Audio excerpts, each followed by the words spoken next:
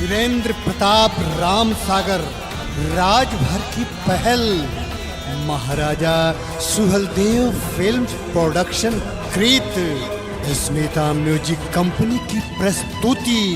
जी हाँ दोस्तों, निरहुर राजभर क्रांतिकारी और राजभर का बदला लूंगी सिंदूर की कसम के भारी सफलता के बाद भोजपुरी बिरहा एल्बम दानवीर बेटी, निर्माता वीरेंद्र प्रताप राजभर, कार्यकारी निर्माता धर्मेंद्र राजभर एडवोकेट, मीडिया प्रभारी चंद्रशेखर गुप्ता व सूबेदार राजभर, विशेष सहयोग श्रीमती कविता राजभर, अध्यापिका, ग्राम परशुरामपुर, पोस्ट दौड़ी मड़ियाहू, जौनपुर, उत्तर प्रदेश। एल्बम का नाम भोजपुरी बिरहा एल्बम दानवीर बेटी, जिसके गीतकार हैं दीनानाथ, संगीतकार दामोदर राव। जी हाँ दोस्तों, इस एल्बम के गायक कलाकार हैं छोटे लाल बनारसी राजभर व साथी।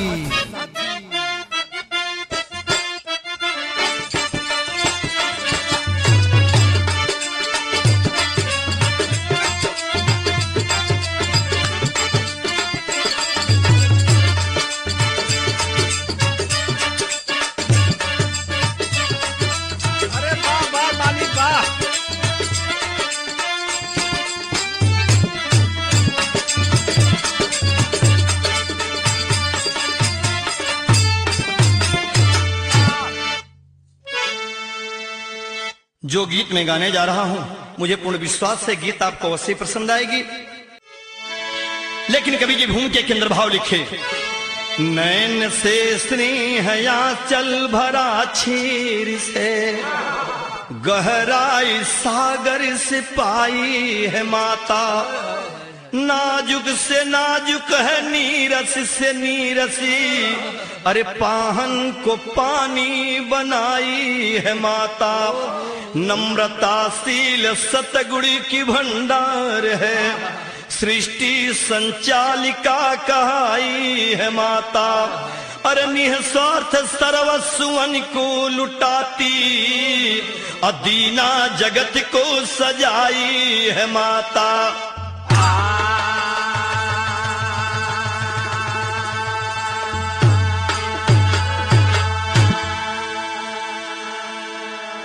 अरे बाबू, जो गीत में गा रहा हूं, माँ शब्द बड़ा प्यारा है। धरती माँ हो, गौ माँ हो, मेरी माँ हो, किसी की माँ हो, माँ शब्द ही बड़ा प्यारा है। जगत की माँ हो, जगत की माँ हो। यह माँ क्या करती है, तमाम गीत आप कैसे सुने होंगे, ऑडियो वीडियो, मगर जो गीत में गाने जा रहा हूं, इस गीत के यदि आप गौर से सुनेंगे आपका कलेजा द्रवित हो जाएगा। सामाजिक परिवर्तन का गीत है। एक लाइन गजल है मास्टर, कैसे गजल बा?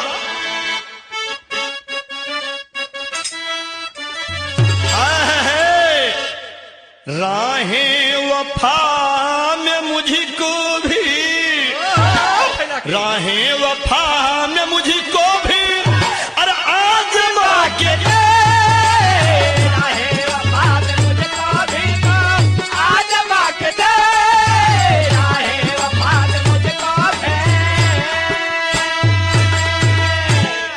अरे राहें वफा में मुझको भी, अरे आजमा के दे, आशिक हूँ मेरी जान जा, आशिक हूँ मेरी जाने जा, अरे अपना बना के दे, आशिक हूँ मेरी जाने जा, अपना बना के दे, आशिक हूँ मेरी जाने जा। मगर कवि जी बड़ी ऊंची बात लिखे, अरे जोरू जमीन जर से, जोरू जमीन जर से, अरे घरवा भरल रहा, जोरू जमीन जरी से, अरे घरवा भरल रहा, जोरू जमीन जरी से, अरे जोरू जमीन जर से घरवा भरल रहल, लेकिन किस्मत में एक कमी बसी, किस्मत में एक ही कमी बस अरे दिल में चुभल रहा किस्मत में एक कमी बस दिल में चुभल रहा किस्मत में एक कमी है दिल में चुभल रहा किस्मत में एक कमी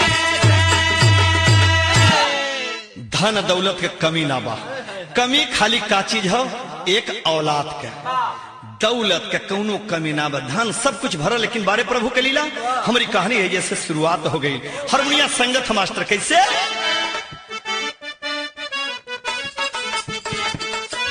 क्या बात है एमपी में जिला विदिशा स्थान दोस्तों अरे अर्जुन पटेल का वही मकान दोस्तों अरे नारी थी शिला सतगुण की बाबू खान थी अरे पर पूर्ण सुलक्षण से प्रतिवत महान थी अरे शादी का साल बीत गया 16 वर्ष जाई अरे संतत के बिना सूना आंगन अनन लगाई हरे पति से बिलख बोली सैया सुना कहना पति से बिलख बोली सैया सुना कहन शादी रचा के दूसर तू लियावा जननवा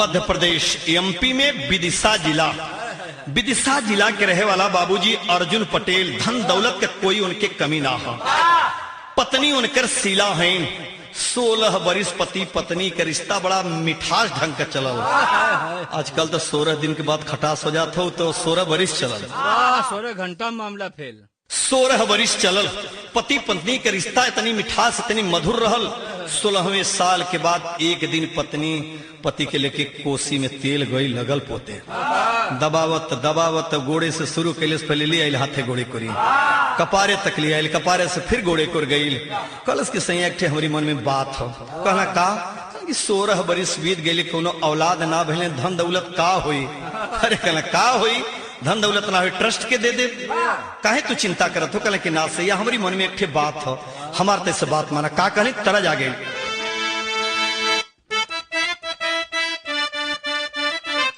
अरे जिया जे बेटा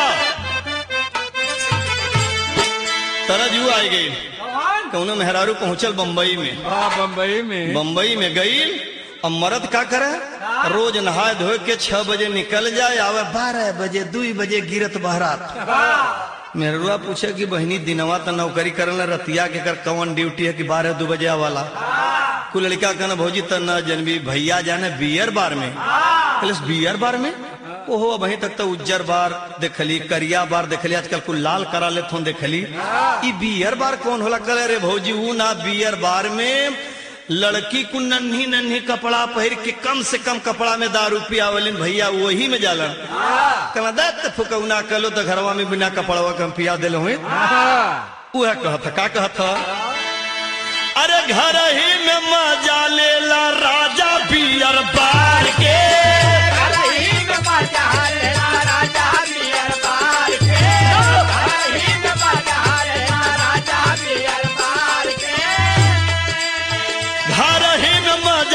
लेला राजा बियर बार के हो राजा बियर बार के पिया हो बलमुआ थोड़ी में बियर डाल के पिया हो बलमुआ थोड़ी में बियर डाल अरे पिया हो बलमुआ थोड़ी में बियर डाल के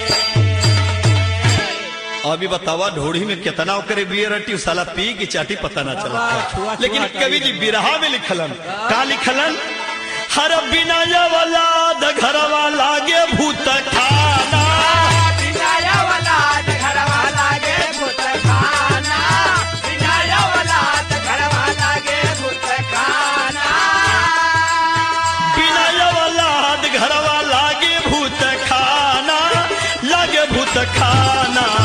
फूल का चिराग चाहे सैया बात माना फूल का चिराग चाहे सैया बात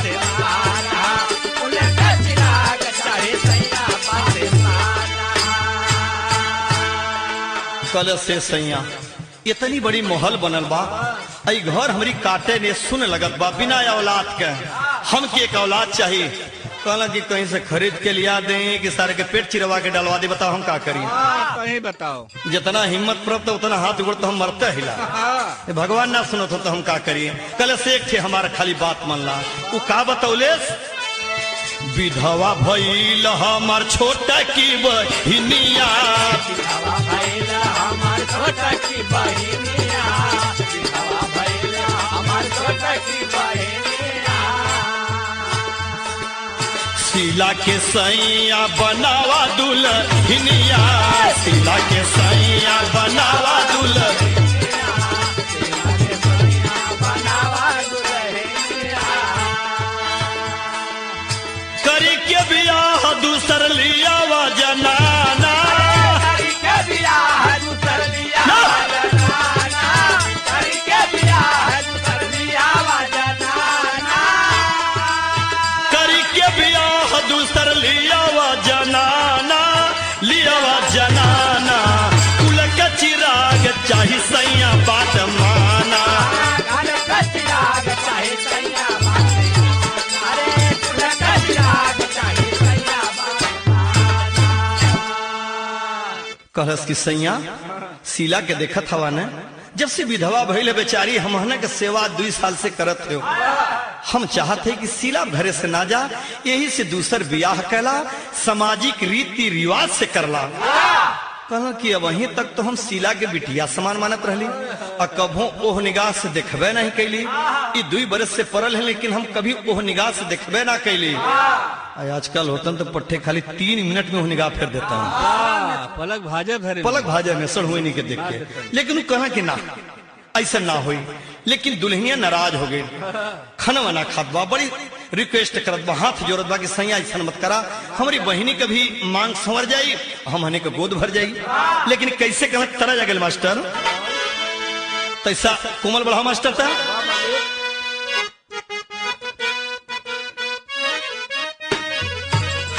यह तर्जबा, पिया परदेस गइल तार लागल टोपिया में, पिया परदेस गइल तार लागल सबक। टोपिया में, पिया परदेस गइल तार लागल टोपिया, तार लागल टोपिया है, तार लागल टोपिया, तार लागल टोपिया है, तार लागल टोपिया में, पिया परदेस गइल तार लागल टोपिया में, पिया परदेस गइल तार लागल टोपिया में। बाहरे पति अपने दुल्हन के समझावत हूँ, दुल्हन परल बा, कलस की हम ना खा पियब, जब ले तू ब्याहे बदे हाँ ना कह देबा। लेकिन पति कैसे समझौलन, हो खनाया धीर धारा धीर गोरी मनावा में, खाना धीर धारा धीर गोरी मनावा में, खाना धीर धारा धीर गोरी मनावा में। खेली है जरूर कहियो बाबुआ अंगनावा में, खेली है जरूर कहियो बाबुआ अंगनावा में, हो खनाया धीर धारा धीर गोरी मनावा में। खाना धीर धारा धीर गोरी मनावा में, खाना धीर धारा धीर गोरी मनावा में। कहलन कि खाली धीर धरा, हमके विश्वास बा कि तोहरी गोद में बच्चा होई, ए आंगन के फुलवारी खिली, धीर धरा देर होई, प्रभु के अंधेर ना बा। लेकिन मेहरान के बड़ी कला होले, कौने कला से मनावत है, बहुत विदा से शीला पिया के मनाई, बहुत विधा से दिला पिया के मनाए, बहुत विधा से दिला पिया के मनाए। कैला जाके अर्जुन तब शीला से सगाई, जाके अर्जुन का बसीला से सगाए, जाके अर्जुन का बसीला से सगाए। तिनहु का प्रीत फल फूल लाया नवा में, तिनहु का प्रीत फल फूल लाया नवा में, हो खनाया धीर धारा धीर गोरी मनवा में।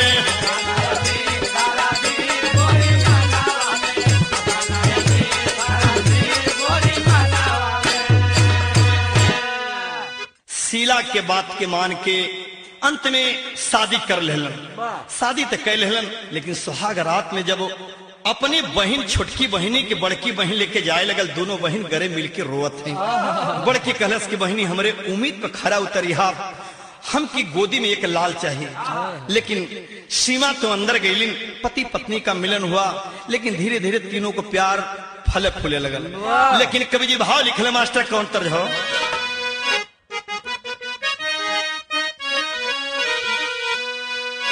कौनो रंगरूठ मेहरारू है, जब मरद चल जा ड्यूटी पे तो घूम घूम जितना छोटका नौहा लड़का हुआ, कौनो से रिचार्ज मांगा तो कौनो से मोबाइल मांगा तो कौनो से घुंघुनुआ मांगा। वही पत्तर लिखे के पड़ल, अरे अपने बलमुआ के चोरी, अरे अपने बलमुआ के चोरी गोरी मांगे घुना घुना।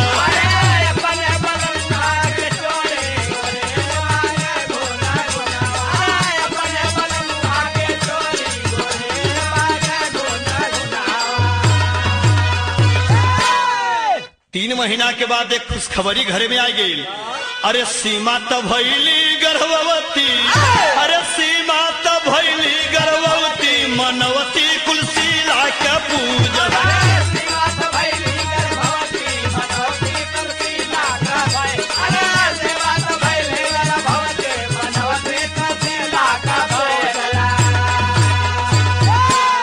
बड़की बहन निराजल व्रत रह के सब देवी देवता के मनावे कि हमारी छोटकी बहनी के गोद भर जाए। लेकिन बारे प्रभु अन्नी परील हली घर में जन्म रे,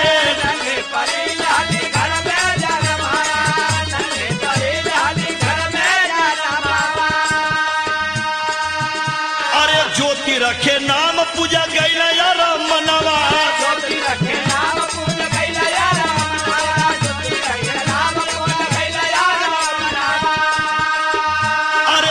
जाई हंस के बुढ़ावती,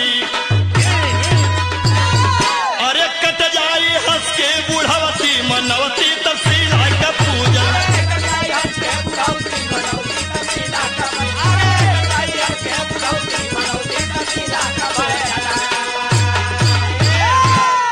ए भैया अब धीरे धीरे एक लड़की पैदा भइल, जौने के प्यार से परिवार के तीनों लोग ज्योति रखलन।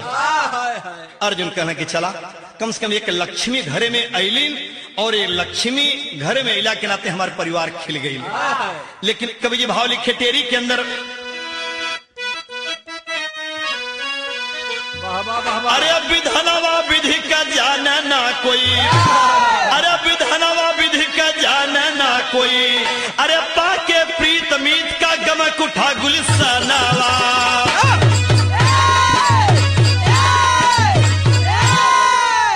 जब ज्योति 6 बरिस के भइल, देखा यही के कह जाला विधि के विधान, शीला भी गर्भवती हो गई। अर्जुन दहिने बाएं कम से कम दूसर को मेहरुआ के हम जैबा कराए, इतना प्यार रहल। शीला भी गर्भवती हो गई, सीमा के सुखुआ पार, सजी कल्पना आगे अब आगे का घर हमरो हुई है गुलजार। ए बाबू सागर फिर गागर में छलकी, अरे ले गई नरसिंह हो मझा, अरे समय पर सुंदर पुत्र जन्म लिया, समय पर सुंदर पुत्र जन्म लिया, खिला अर्जुन का संसा, अरे खिला अर्जुन का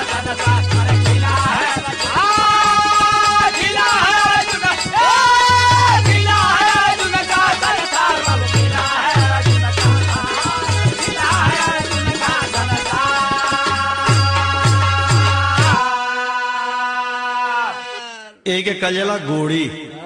कितना जने कहलन कि गोड़ी भैया बिहवा निकलत रही ठे तेली परगल, सरवा हमारे एक्सीडेंट हो गई, गदहा परगल कुछ सुखमय जीवन बीत गई, सरवा गदहा से खराब तेली भैल हो। ऐसे कजला कि गोड़ी देखल जाले, गोड़ी इतना बढ़िया वो सीमा का रहल कि दोनों गर्भवती हर 6 बरिस के ज्योति घरे में, सीमा के गोद में, शीला के गोद में एक बच्चा पैदा हुआ, वो नर्सिंग होम में। और धीरे धीरे जब बाबूजी बाढ़ है रोज वही हॉस्पिटल में बीतल हो, अब तबले हरिया घरवा का होते कल तर्ज लिखल गई,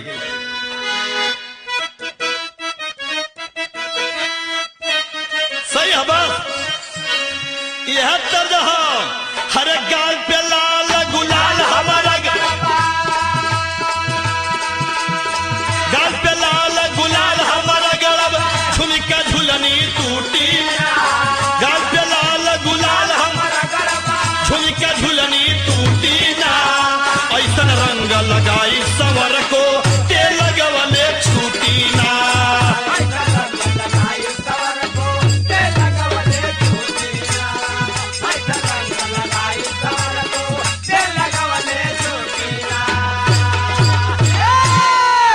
हर ज्योति बिटियावा का 6 वर्ष का जन्मदिन का पार्टी रखल गई।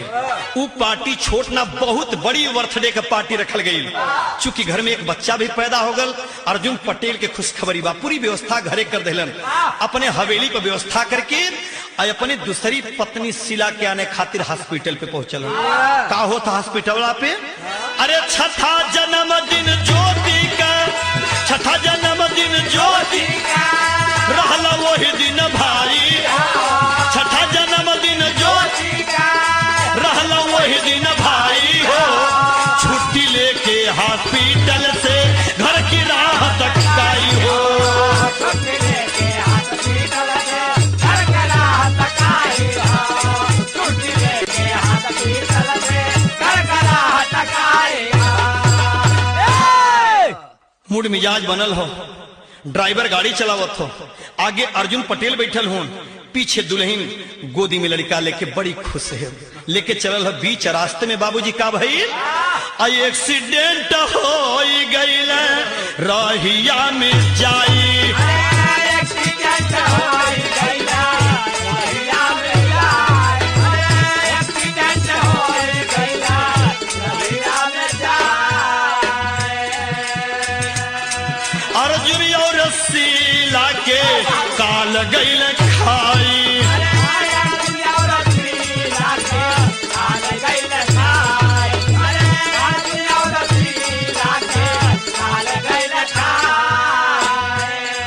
अरे घाव भरल पहले का फिर प्रभु, घाव भरल पहले का फिर प्रभु विधवा दिए बनाई हो। लेके छुट्टी हॉस्पिटल से घर की राह तक आई हो।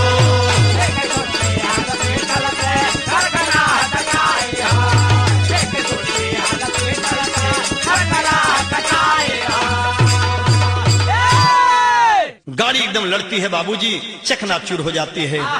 इतनी भयंकर एक्सीडेंट होती है बाबूजी, जब देखलस कि अर्जुन पटेल उसी सीट पे मर जाते हैं। हार्ट अटैक कर गया बेचारी बच्चे को लेकर के। वह दुल्हन भी शीला भी मर गई। हाहाकार मच गया। कहाँ बर्थडे पार्टी, कहाँ जन्मदिन का पार्टी। गांव के लोग वहां पहुंचे, हॉस्पिटल तक पहुंचाए। पता लगा कि दोनों प्राणी दुनिया छोड़ चुके हैं। गोद में सीमा लेकर के उस बच्चे को देखती है, कभी ज्योति को देखती है, कहती क्या प्रभु एक बार आपने मुझे मेरी झोली में खुशी डाला, फिर विधवा बना दिया। अगर ऐसा करना था क्यों आपने मुझे मेरी मांग में सिंदूर भरवाया। भगवान को कोस रही है कि प्रभु ऐसा आपने क्यों किया। हालात के सामने इंसान मजबूर है। तेरे ही बीतने के बाद किसी प्रकार अपने आप को समझाते हुए संवारते हुए अपने परिवार को देख करके सीमा चल रही है। एक दिन कौन सी घटना घटी मास्टर?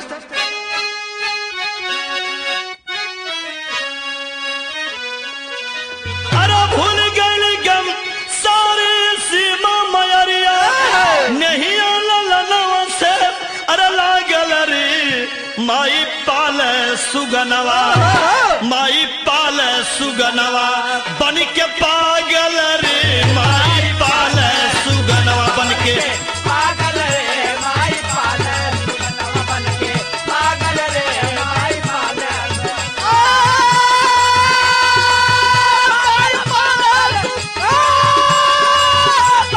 पागल रे माई पाले सुगनवा बन के पागल रे माई पाले सुगनवा बन के।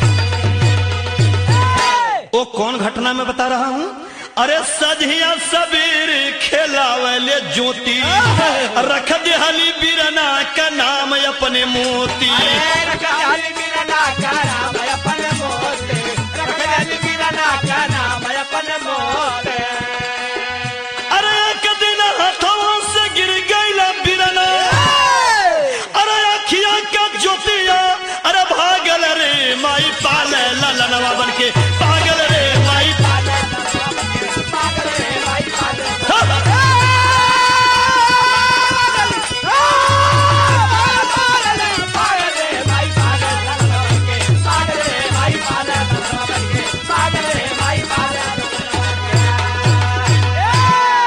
एक रोग ज्योति जो है वो भैयावा के अपने मोती के लेके खिलावत थे। सीढ़ी पे बैठ के 3-4 डंडा ऊपर बैठ के खिलावत थे। हमार भाई हवा तू हमारी भैया के कलाई में राखी बांधा बड़ी खुश है, लेकिन संजोग का देखा बात खिलौते खिलौता हाथ से मोती गिर गया, लड़खड़ाते हुए सीढ़ी से नीचे गिर पड़ा। ऑटोमेटिक उसकी बोली बंद हो गई। मतारी का करे जा धक धक धक धक करे लगल कि का प्रभु ये तो का कैला, लेकिन लेके हॉस्पिटल पहुंचल। हॉस्पिटल कहाँ गई? भाव विदेशिया कबाब। रोए नहीं बबुआ अरे बंदी भैली अखिया, दौड़ी दौड़ी पहुंची असी पतलिया में रनिया। डॉक्टर यमी के गुप्ता सब जांच करवाई बोले, चल गई बबुआ की आंखें करो सनी। सुन के बचना माई पीटयापन छतिया, सुखी गई अखिया में आखिया का पानी। लेकिन सिसकी रोवे गोदी में बीरनी लेके अके करे सहारे भैया तोहारी बाहिनिया। आज एम के गुप्ता डॉक्टर जो बतलाए कि इसके आंख की रोशनी गड़बड़ है, बहुत बड़े सर्जन डॉक्टर थे आंख के, कहे कि इनकी रोशनी जा भी सकती है आ भी सकती है। लेकिन बाबूजी करत कुल मजबूर हैं, घरे लेके अलिन। वो लड़का के कैसे हूँ बाबूजी खेला खा, लड़का जब डिगी डिगा डाले लगल, कभी दीवार में लड़ जा, कभी इधर लड़ जा, कभी लड़ जा। आज ज्योति रोत हो कि का भैया यह दिन देखे खातिर रह गई। लेकिन मतारी से एक दिन ज्योति रो के कहलस कि भैया के हॉस्पिटल ले चला। जैसे शंकर नेत्रालय वगैरह होता है, बड़ा हॉस्पिटल, पैसा का कमी था ही नहीं। डॉक्टर जांच करके बतौलन लड़का का रोशनी आ सकेले, जन्मजात रोशनी नहीं गई है, रोशनी आ सकती है मगर एक इसमें बाधा है। कल सरकार का बाधा हो, तब वो डॉक्टर बाधा बतौलन। एक लाइन तर्जबा तैसा मास्टर कोमल बढ़ाला।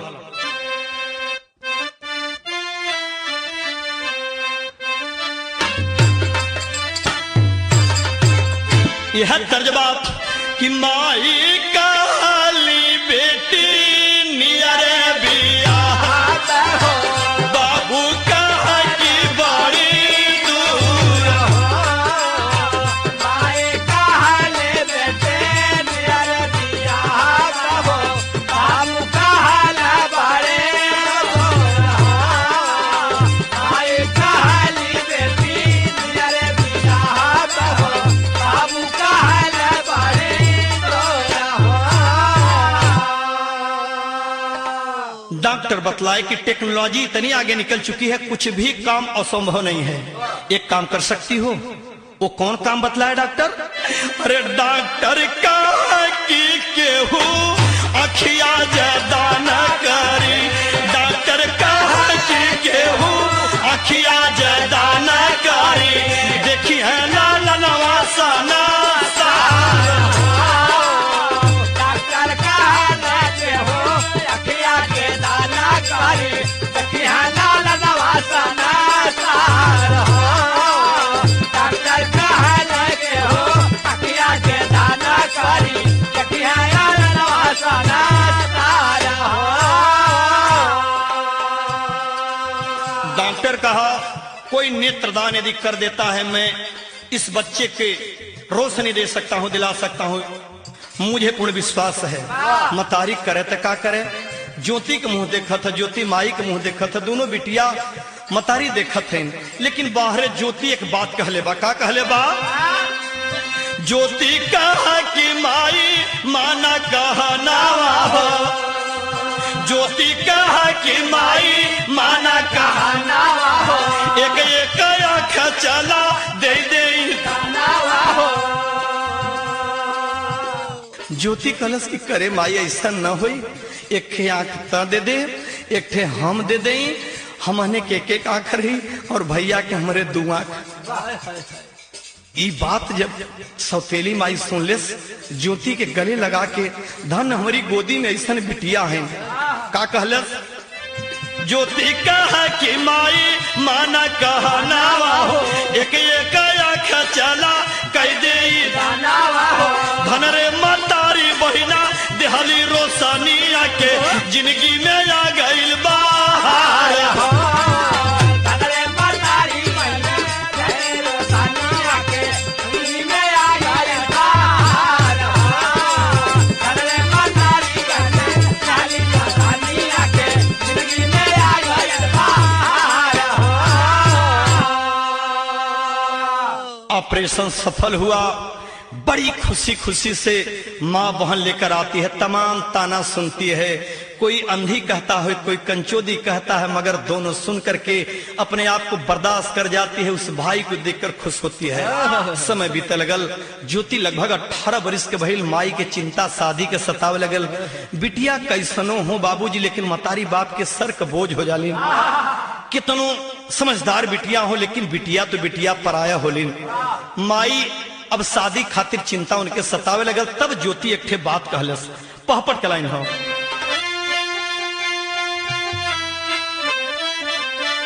अरे खेल लागल बहिना संग बीरनवा वही अंगनवा में। अरे खेल लागल बहिना संग बीरनवा वही अंगनवा में। अरे साल 16वां आयल तौने छलवा वही अंगनवा।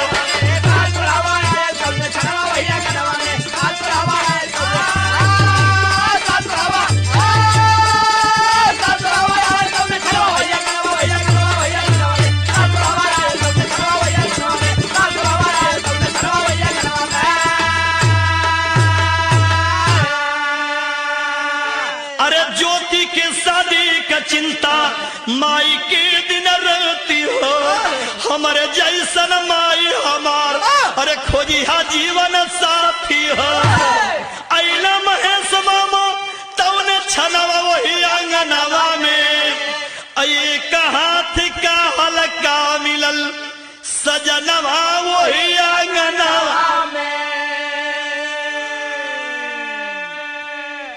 ज्योति के खातिर चाहे जौन मांगला हमारी बिटिया का ब्याह हो जाए। ज्योति अपने माई से कहलस कि माई हम एक आंख का अंधी है, हमके रुपया के बल पे अगर बढ़िया लड़का तक खोज देवी, आज न काल हमारी शरीर का दुर्गत हुई।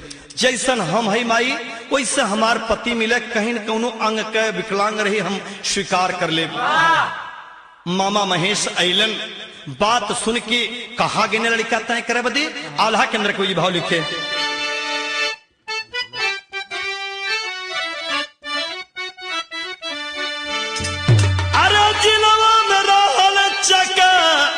पल्ली का गौवा और रहल परमानंद का हो खेलल परिवार।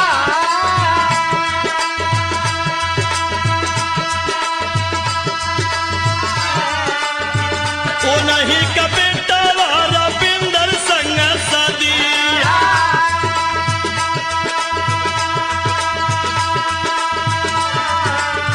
देहल रचाई मामा भैल गुलाजा।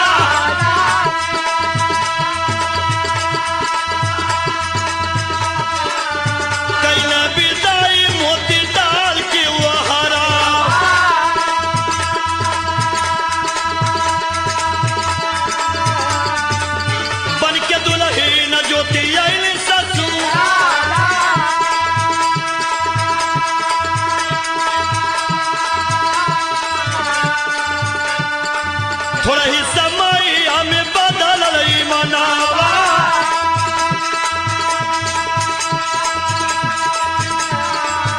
अरे लगना सतावे पापी बन के गद्दारा। अरे कह के कानी जब बोलावे ना डईनी। अरे मार मार घरवा से देहला निशान।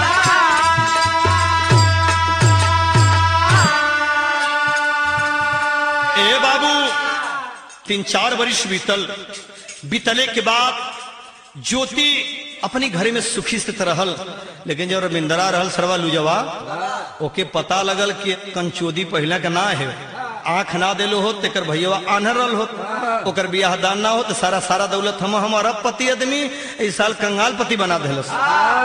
ई कुल कंचोदी करत हम साला लगा के सजवा सवेर में मार के ठर्रा बियर जो भेटा तो मारे आवा पिघवा हाले लातन मुक्कन मारे जो अपने नैहर से पैसा लेके आ जाए बेचारी जरूर जाए। लोग पूछा कि ज्योति बढ़िया से, अरे बहुत हमार सेवा होले, कबो बतौले सना लड़की हमार बड़ी सेवा होले। जब घरे आइले एक दिना तो एक दिना का भर बाबूजी, अरे कहला लिया जाके मैं कैसे रुपया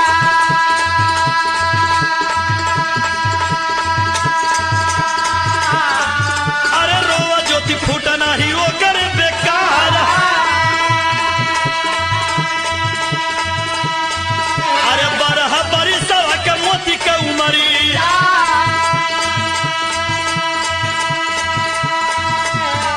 अरे रखिया बधावे पहुंचा वही ससुराल।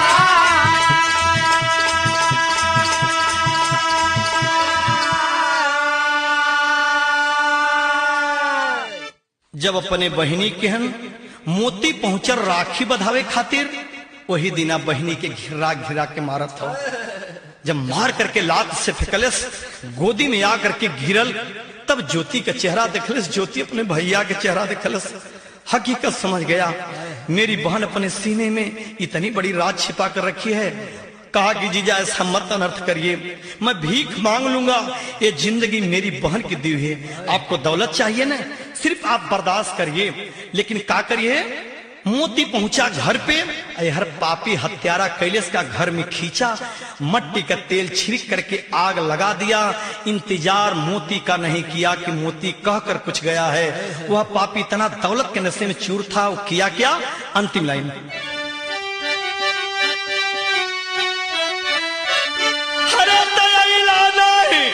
गैला का भूलाई वीराना अयल हरा ले ले जिंदगिया कसाई वीराना। हरा ले ले जिंदगिया कसाई वीराना, हरा ले ले जिंदगिया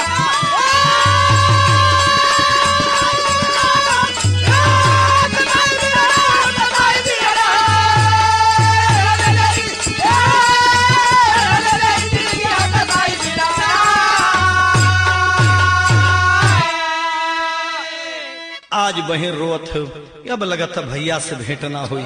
लेकिन हर मार मार पापी देहल यद हमारा बनाई, अब हर मोती माई का वसीयत लिखवाई।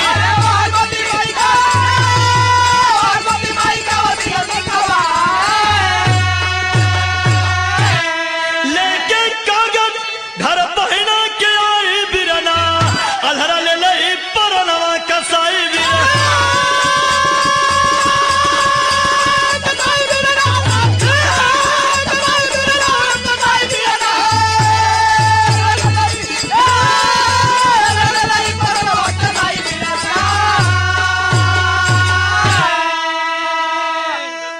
कचहरी में वकील से सारा वसीयत अपनी बहन के नाम लिखवा करके, जीजा के नाम नहीं, अपनी बहन के नाम लिखवा करके लेकर भाई पहुंचता।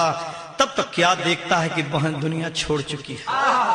वसीयत मुंह पे फेंक कर कहा कि जीजा आपने इंतजार नहीं किया, ये दौलत समझ रहे हो, ये मेरी बहन लक्ष्मी दुर्गा से भी बढ़कर है, तूने इसे समझ नहीं पाया। भाई अपनी बहन की लाश लेकर घर चला आया। एक FIR भी दर्ज नहीं किया, बिरहा लिखने तक वो भाई FIR दर्ज भी नहीं किया था। सीधे कह दिया कि मेरी बहन खाना बनाते समय जल गई। कहा कि जा तुझे सजा भगवान देंगे। तो भाई घर पे आया रोते भी लगते। तो ये कहानी है बाबूजी, दुनिया में ऐसे ऐसे बेशरम इंसान पड़े हुए हैं, औरत को औरत नहीं समझते। लेकिन कैसे, अरे तो गुरु बिहारी गुर्रमन बचाऊ माफ कर दिया भैया, राम बचन कवि मोहन कहते, अरे दे है सजा कन्हैया।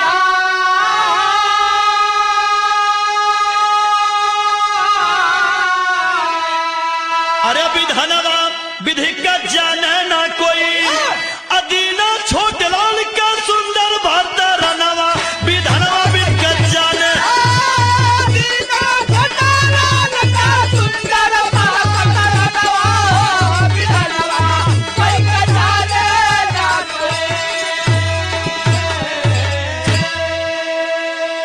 गानों को कॉलर ट्यून बनाने के लिए संपर्क करें इस नंबर पर। 9766450407। स्मिता म्यूजिक कंपनी की अन्य प्रस्तुति भोजपुरी एल्बम महिमा अपरंपार। गायक विजयलाल यादव, अंशु सिंह, दामोदर राव, विलास राजभर और किरण सिंह। हम तोहरी शरण में अइली, सिर तोहरी चरण में झुकैली। हम तोहरी शरण में अइली, सिर तोहरी चरण में झुकैली। हम तोहरी शरण में अइली, सिर तोहरी चरण में झुकैली। झुक मांग चरण में ज्ञान, हे विश्वकर्मा भगवान। झुक मांग चरण में ज्ञान, हे विश्वकर्मा भगवान। छोड़ा सैया, अरे छोड़ा सैया, ये छोड़ा सैया सब काम धाम, चला होने वारिये के धामवे में। छोड़ा सैया सब काम धाम, चला होने वारिये के धामवे में। नेवड़िये के धामवे में, नेवड़िये के धामवे, नेवड़िये के धामवे में। नेवड़िये के धामवे में, नेवड़िये के धामवे, नेवड़िये के धामवे में। अरे फुर्सत न बा, अरे फुर्सत न बा, अरे फुर्सत न बा सुबह से शाम, लिखल बाटे खट के करमवे में। फुर्सत न बा सुबह से शाम, लिखल बाटे खट के करमवे में। खट के करमवे हो, खट के करमवे, खट के करमवे में। धन्य बाड़ माई तो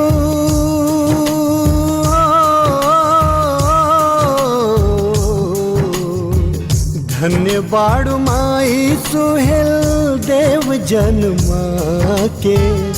धर्म के रक्षा कैले वीरता दिखा के। धर्म के रक्षा कैले वीरता दिखा के। धन्य अम्बे बहिन जवन,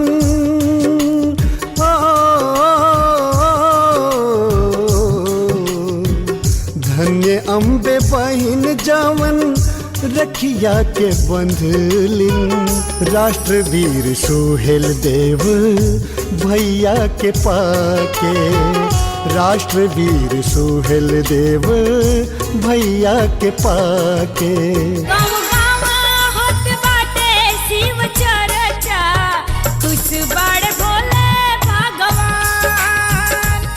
गाँव गाँव होत बाटे शिव चर्चा, चल चल भोले जी के धाम।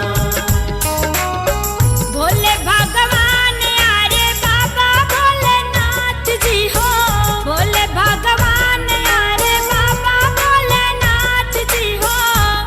चरुवरिया बटात बाट परचा, चल चली भोले जी के धाम। गाँव गाँव होत बाटे शिव चर्चा, कुछ बड़ भोले भगवान। भइल मनसा पूरा जे भी आयल दरबार बा, माई जीवदानी जी के जय जयकार बा। भइल मनसा पूरा जे भी आयल दरबार बा, माई जीवदानी जी के जय जयकार बा। वही रोवावे वाली, वही हंसावे वाली, महिमा अपरंपार बा। माई माई माई माई माई, बेटवा करत पुकार बा। माई माई माई माई माई, बेटवा करत पुकार बा। देखी के जलसा लगल बललसा, देखी के जलसा लगल बललसा, माई अटरही धाम में। आवा चला चली हो, आवा चला चली हो, मौजन वादा गाँव में। आवा चला चली हो, मौजन वादा गाँव में। महुआ के छाव मैया तोहर स्थानवा। महुआ के छाव मैया तोहर स्थानवा। अमवा के सोती माई, गमवा के सती माई कर कल्याण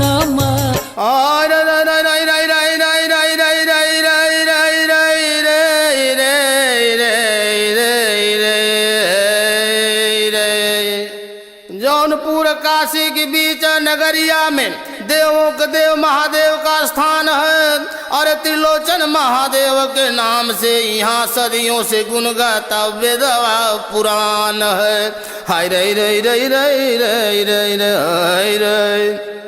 जी हाँ दोस्तों, फिल्म एल्बम सीरियल में प्रवेश के लिए तथा एल्बम बनाने एवं रिलीज करने के लिए संपर्क करें महाराजा सुहेलदेव फिल्म प्रोडक्शन एवं स्मिता म्यूजिक कंपनी, ग्राम परशुरामपुर, पोस्ट दौड़ी, तहसील मड़ियाहू, जिला जौनपुर, उत्तर प्रदेश। Mobile number